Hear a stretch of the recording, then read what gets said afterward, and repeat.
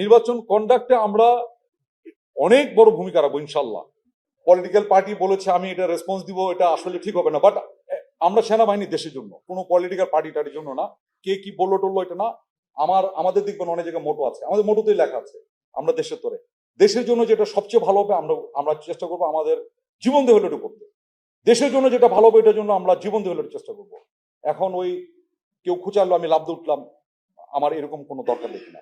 আমাদের ফোকাস একটাই, জাতি পুরো ওয়েট করছে একটা খুব ভালো একটা ক্রেডিবল একটা ইলেকশনের জন্য।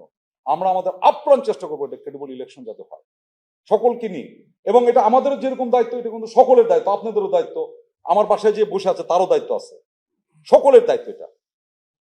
আমরা চেষ্টা কোনো ত্রুটি করবো না, একটা ক্রেডিবল এবং খুব ভালো মানুষের যাতে আশা পূরণ হয় এরকম একটা ইলেকশনকে কন্ডাক্ট করানোর জন্য।